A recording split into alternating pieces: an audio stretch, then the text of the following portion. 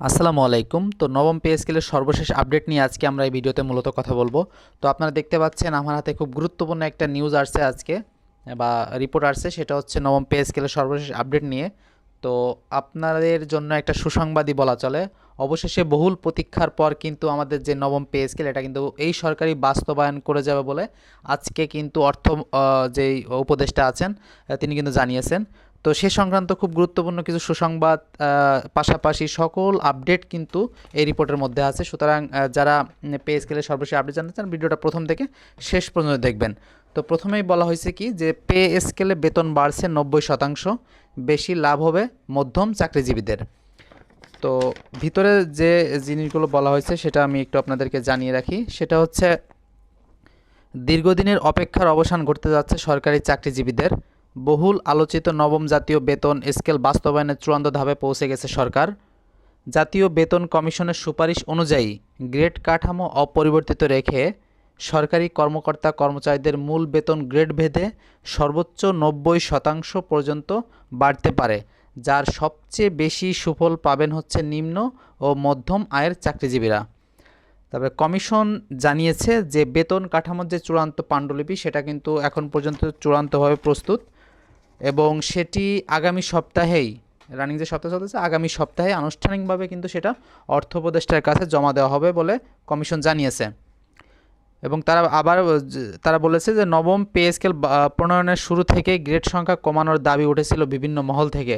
তবে দীর্ঘ আলোচনা ও পর্যালোচনার পর কমিশন বিদ্যমান 16টি গ্রেড কাঠামো বহাল রাখার সিদ্ধান্তে অনড় থাকে। কমিশনের চূড়ান্ত সুপারিশ অনুযায়ী নিম্ন ও মধ্যম স্তরের কর্মকর্তা কর্মচারীরা বেতন বৃদ্ধির সুফল পাবেন সবচেয়ে বেশি।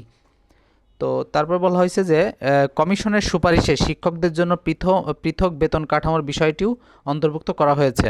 পাশাপাশি অন্যান্য ভাতা ও সুযোগ সুবিধা পুনর্বিবেচনার প্রস্তাব রাখা হয়েছে, যা দীর্ঘদিনের দাবি ছিল সরকারি কর্মচারীদের বিভিন্ন অংশের।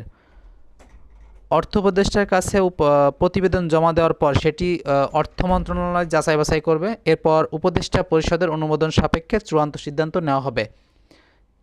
সব কিছু এখন সরকারের উচ্চ পর্যায়ের সিদ্ধান্তের উপর নির্ভর করছে। নতুন পে স্কেল অনুমোদিত হলে কয়েক দশকের মধ্যে সরকারি চাকরিজীবীরা সবচেয়ে বড় বেতন কাঠামোর পরিবর্তনের সুফল পাবেন।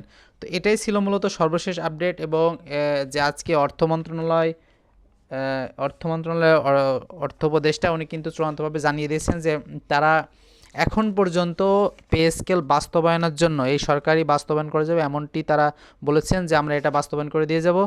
প্রায় সব কিছুই কমপ্লিট, এখন কিছু কিছু ছোটোখাটো বিষয় আছে সেগুলো ঠিকঠাক হলেই কিন্তু তারা এই যে পে স্কেলের বিষয়টি এটা চূড়ান্তভাবে সিদ্ধান্ত নিয়ে তারা এরপরে গেজেট বাস্তবায়ন প্রজ্ঞাপন সকল কিছু তারা সিদ্ধান্ত নিয়ে নেবে। তো এটাই ছিল মূলত নবম পে স্কেল আজকে সর্বশেষ আপডেট। তো এটা মূলত এক প্রকার সুসংবাদই বলা চলে। তো এরপরে কখন কি হয় না হয় সকল কিছু আমরা আমাদের চ্যানেলে আপডেট জানিয়ে দেবো। সুতরাং আপনারা যারা আমাদের চ্যানেলে নতুন আছেন অবশ্যই চ্যানেলটি সাবস্ক্রাইব করে পাশে থাকা বেল আইকনটি প্রেস করে দেবেন। ধন্যবাদ সকলকে। আসসালামু আলাইকুম।